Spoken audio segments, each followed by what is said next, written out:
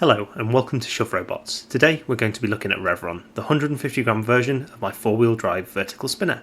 Revron has been around for 2.5 years now, and in that time it's undergone heaps of incremental changes that have made it a more competitive robot and more serviceable in the pits. We're going to review the design from its first fight through to the current version. We'll look at what worked, what didn't, and cover the fights and tournaments that ultimately inspired the changes that made it what it is today. So let's jump into how Revron came to be. In February 2023, I attended my first Antweight event, SCAR 2 in Sheffield. I entered a fairly simple 4-wheel drive pusher called Revron that you can find more about here. I had a great time, met some great people, learned a lot, and even managed to win a fight. One thing that surprised me as a newcomer is just how effective some of the spinners were, and by the end of the trip home I'd convinced myself that for the next event it'd be fun to build one. The first stage was research, and I took inspiration from a few places. First, the American Beetle weight scene, and Lynx built by Calvin Eber. Lynx uses cleated wheels and UHMW construction, both of which I decided to pilfer. Next, for the weapon system, I looked at the 250-pound battles box of Hypershock and Witch Doctor, both of which have Driss configurations that work exceptionally well. Finally, I looked a bit closer to home and kept some of the styling and form factor from Revron. I threw together a very quick sketch and then set about working on the CAD. The side armour is designed to be made from CNC'd 4mm HDPE. As such, it's flat profiles with little pockets in the back, and the same goes for the weapon uprights.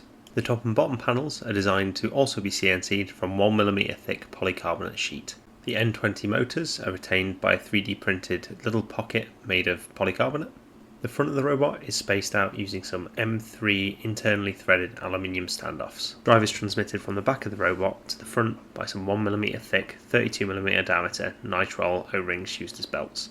I use a printed pulley system and a laser cut stainless cleat made from 304. And finally, the disc blades are laser cut from 304 stainless steel and spaced out, with one side being directly attached to the motor. The next step was to create a 3D printed version of the robot, just to ensure that all the parts fit correctly before I committed to the CNC'd parts. With the test parts 3D printed, I threw together the electronics, including a Malenki Nano and a Bristol Bot Builders brushless ESC. I did some quick twitch tests to ensure that everything was functioning correctly, and then once I was happy with the fit and finish, I committed to CNC.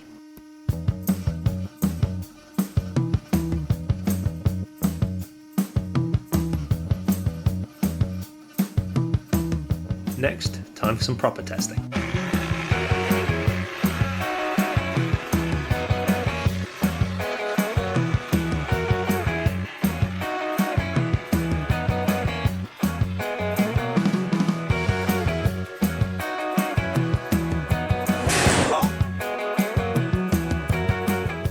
So with all systems seemingly firing on all cylinders, it was time to get packed up and head to Revron's first event, SCAR 3 in Sheffield.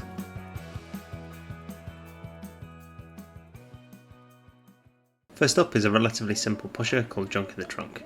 Now I very quickly noticed that I was being pushed around the box much easier than I expected, and the cleats weren't really doing what they were supposed to do.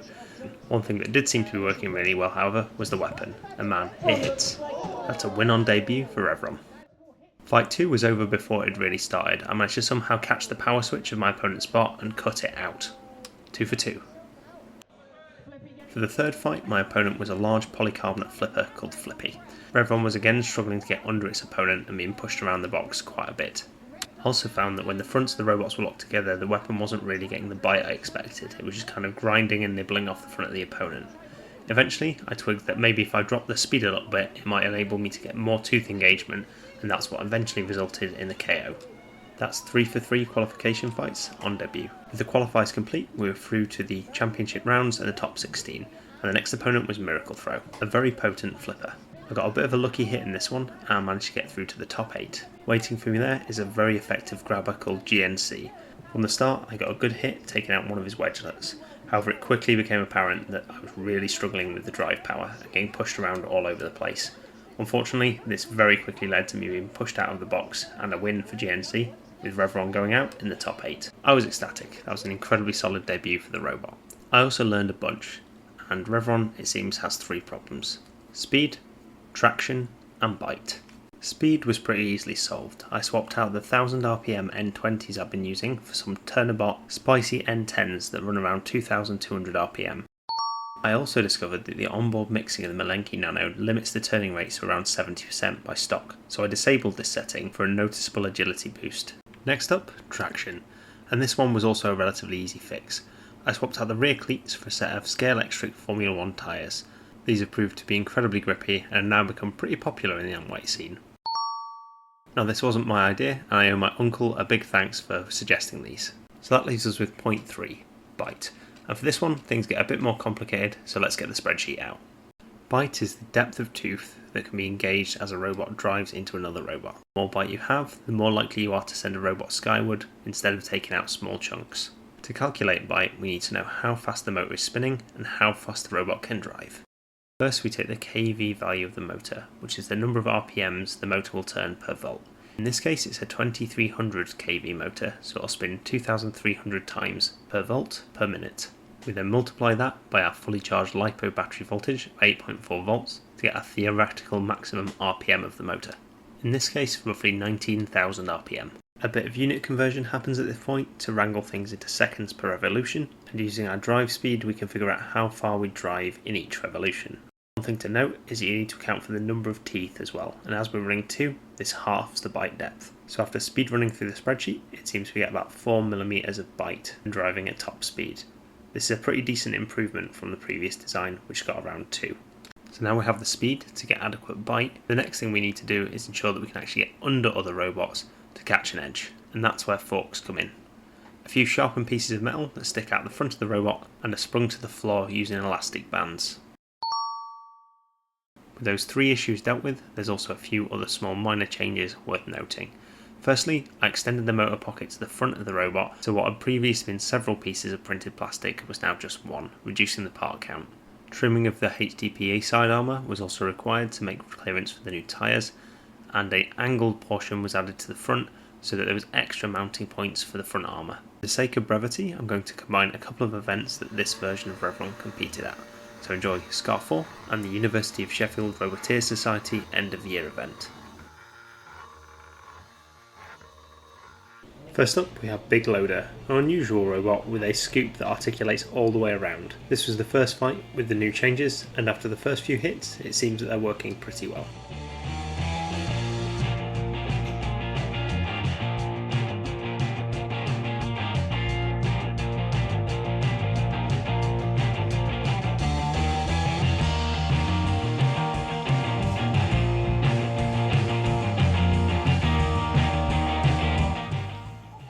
There are a couple of points in this fight where I thought I had Big Loader knocked out, and then it sprang back into life after a few seconds.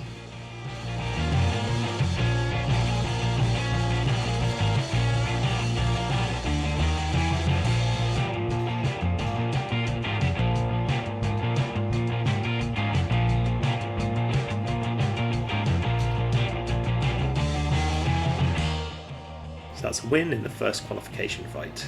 Next up is a cluster bot, with 2 75-gram robots called 3, 2, 1, Activate.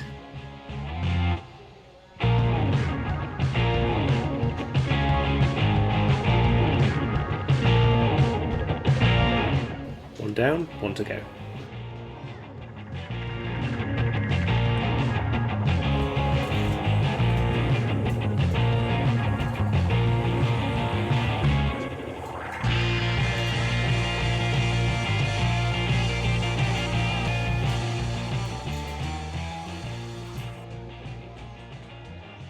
That's win 2 by tap out.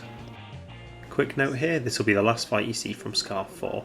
Unfortunately, due to an overheating GoPro, some of the footage for this event was lost. But in the interim, I've knocked out both Icebreaker Jr. and Sheer Grab. Here, I'm facing off against Petrify in the top 8.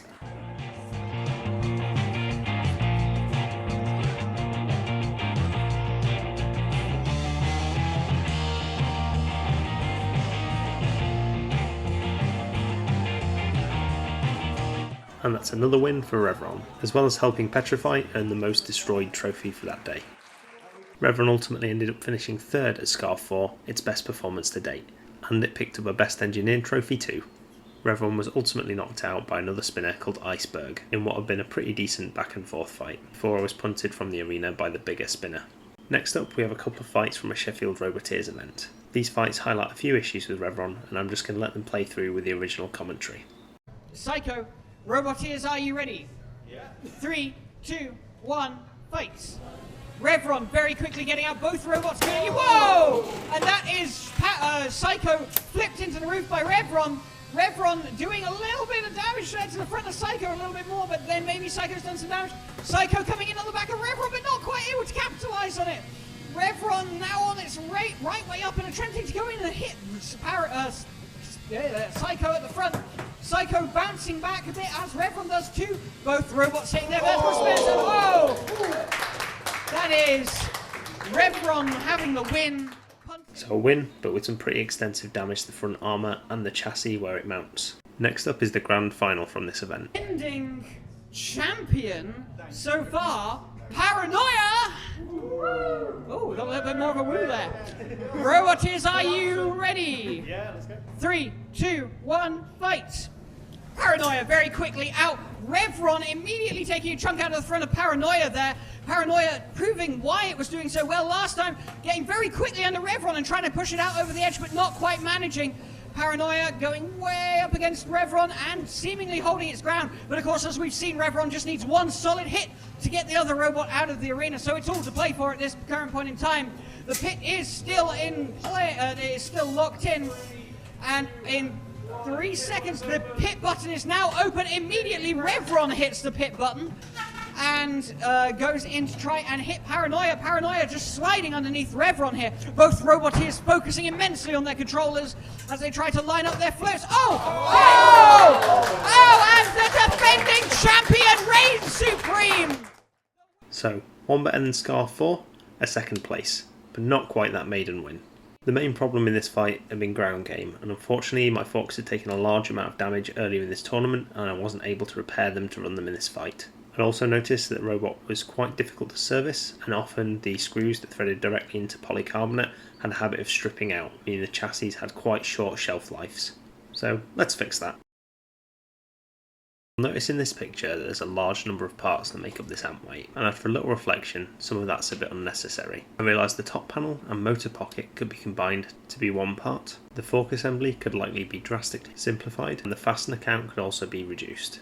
And this is the culmination of those thoughts. I designed a much more durable chassis to be printed from polycarbonate, and in this I've included mounts for heat certs so that I can repeatedly thread and unthread the bottom panel without risking damaging the chassis. Next, I need to do something about the durability of the front armour, and for this I aim to print some TPU wedgelets and TPU fork mounts. TPU is a much more tough material than polycarbonate, as polycarbonate tends to shatter under impact, whereas TPU tends to bend and bounce out the way. Rather than bolting these into some chassis rails, I opt to slide them over the standoffs, as this makes them much easier to swap and means that I can switch from forks to wedgelets super quickly. After some CNC, 3D printing and wiring, this is the result. So, let's see how we did at Scar 7. So here we have a cluster bot called Smashy Plus One. It's a very well driven pair of robots, including a little vertical spinner and a front hinge flipper.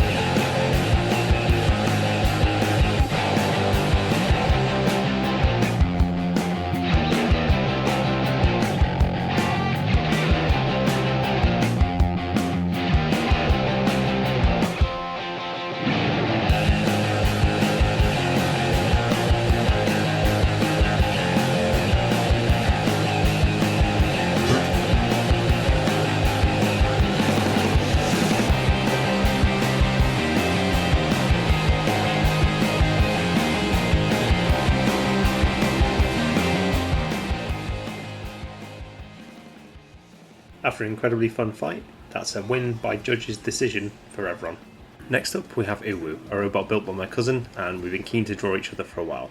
We've been attending the Scar events together since Scar 2, and one of us was about to earn bragging rights for the way home.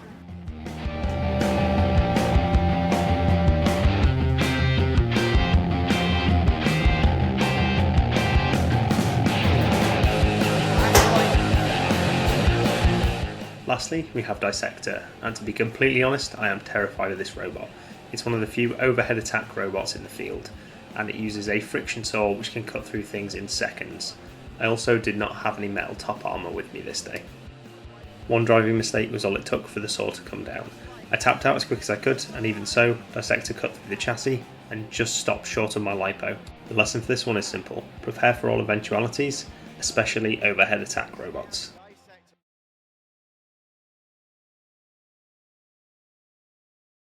So, that brings us to the current version of Revron, and the first thing you'll notice is the swoopy side armour.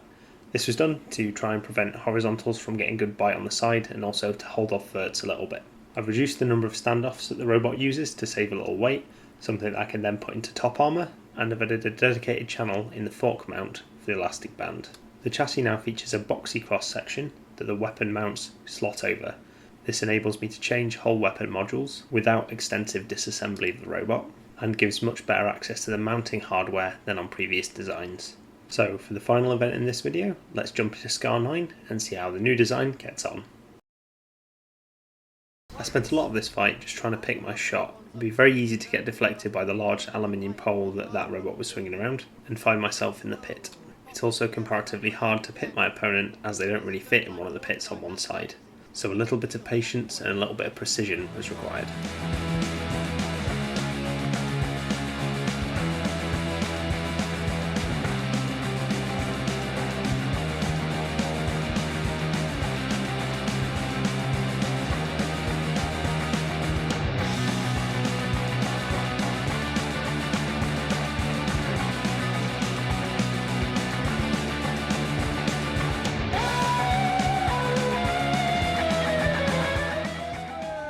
Next up we have Spotty Botty, a previous Scar champion and a very effective grabber.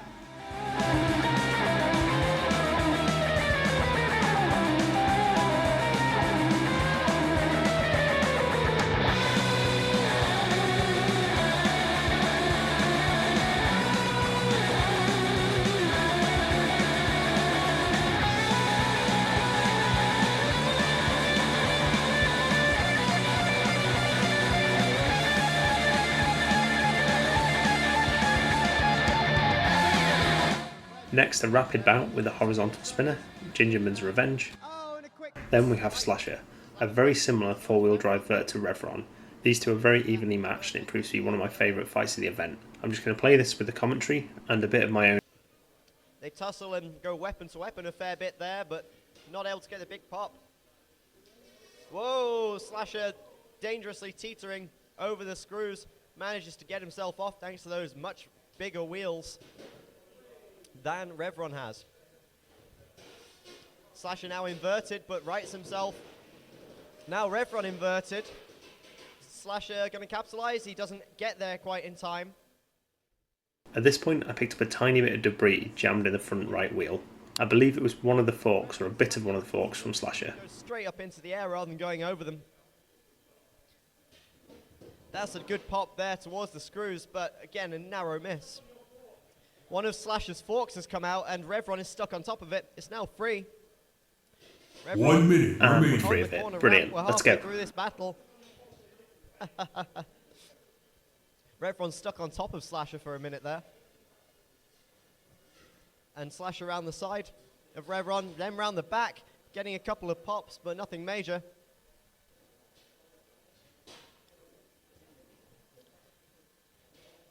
Just Slasher popped up in the air by its tire briefly, doesn't seem to have taken any damage. Revron flipped over. 30 seconds remaining. 30 seconds left in this battle. Can we have... It's at this point where I started to turn the tide a little bit. I think Slasher had been on top up to this point, however I managed to land a few really good hits and start to deal some serious damage. He's now crab walking. That could be, that could turn the 10, tide of this fight. There goes 9, another wheel. 8, 7, 6, 5, 4, 3, 2. And by judge's decision, Revron gets the win. Now we're into the quarterfinals, and my opponent for this is a Smee-inspired robot called Squee. It's incredibly wide and incredibly difficult to get around. I'm hoping my speed advantage should be enough, but we'll see. Whoa, Squee popped up in the air, now inverted.